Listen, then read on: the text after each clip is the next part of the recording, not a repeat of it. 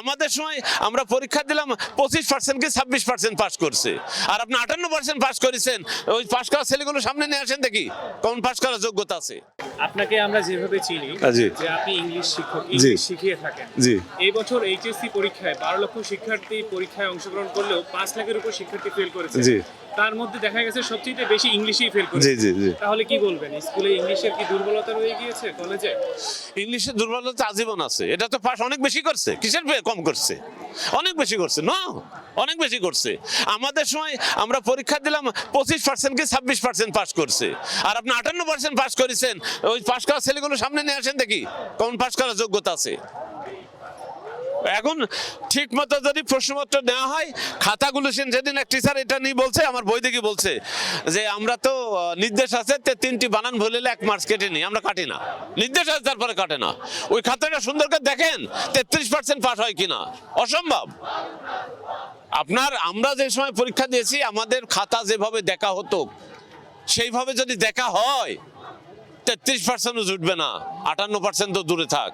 তাহলে এখন কিভাবে খাতাটা মূল্যায়ন করা হয়? খাতাটা যে বললে যে আমরা টিচারই মুক্ত বলছে আমাদের 3টা বানান ভুল হলে 1টা নম্বর কাটা হবে, আমরা ওইভাবে দেখি না, হয়ে গেল। পাস করাতে হবে। ছিল 98, 97, 96, 95, 94, এই 90-এর ঘরে ছিল, সেখান থেকে এখন 60-এর ঘরে আসছে। একবারে তো ধপাসকে নামাজ পাচ্ছে না, একটু পরিবেশ তৈরি করে নামাজে। সামনে বছর দেখবেন যে 50-এর নিচে চলে আসছে। তাহলে কি বলা যায় এটা সরকারের একটা উদ্যোগ যে পাশের হার নামিয়ে আনতে হবে? না, পাশে হার তো অটোমেটিক নেমে গেছে, সরকার ঠেক দিয়ে রেখেছে। পাশে হার তো অটোমেটিক নেমে গেছে। আপনার কি বিশ্বাস হয় যে আমি যখন বই বেশি মানুষকে জিজ্ঞাসা করি যে বাবা বইটা নিবা, পড়াশোনা কি বলো, তা বলছে যে আমি ইন্টার পাস করছি। আচ্ছা, তুমি ইন্টার পাস করেছো, তোমার কি টেন্স সম্পর্কে ধারণা আছে? তোমার হ্যাঁ আছে। তাহলে আমি বললাম যে বাবা তাহলে এইটুক বলো দিন, তোমার কি ধারণা কেমন আছে? আমি বাড়ি গেলাম, আই গো, এইভাবে বলে। তাহলে ইন্টারমিডিয়েট পাস করছে, আমি বাড়ি গেলাম। সে পাস্ট টেন্সটাই বোঝে না।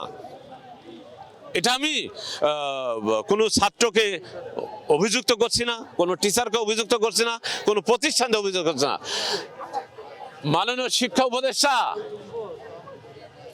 পড়াশোনার যে সিলেবাস, যে কারিকুলাম আছে, ওইটা সংশোধন করেন। টিচিং পলিসি অটোমেটিক চেঞ্জ হয়ে যাবে, ছাত্র টেবিলে বসবে। আপনার টিচিং পলিসি যদি টেবিলে বসার মতো না থাকে, তাহলে কখনোই ভালো রেজাল্ট করা যাবে না, ছাত্রদের টেবিলে বসানো যাবে না। আপনার টিচিং পলিসি চেঞ্জ করেন, এটা বিনা পয়সা হয় টিচিং পলিসি চেঞ্জ করতে। আপনার টিচিং পলিসি চেঞ্জ করবেন না, আপনি বাধ্য করবেন ভালো রেজাল্ট করে। ভালো রেজাল্ট করে কি, আজকে একটা জায়গায় যদি চাকরির জন্য ইন্টারভিউ নেওয়া হয়, সেখানে যদি প্রশ্নপত্র সহজ করে দেয়, সবাই তো 100 পাবে। কিন্তু প্রশ্নপত্র কঠিন করেন, 33 সমস্যা কি? আপনার সিলেবাসটা চেঞ্জ করলে লেখাপড়ার মান অটোমেটিক হবে। আপনার যে এই নির্দেশনামা আছে ভিডিওটা করার জন্য, আমি যে এত কথা বলছি আপনি তা তো নেবেন না। আপনার যেটুকু নেবেন সেটুকু নেবেন আপনি। ঠিক টিচিং পলিসি টিচাররাও ক্লাসে পড়ে আসতে বাধ্য। তাদের কাছে জবাব দিতে দেন যে আপনার সাবজেক্টে ডেভেলপমেন্ট থাকা লাগবে, আপনার প্রয়োজনে যা দরকার আমি দেব, আপনার রেজাল্ট খারাপ হলে আপনাকে জবাব দিতে হবে।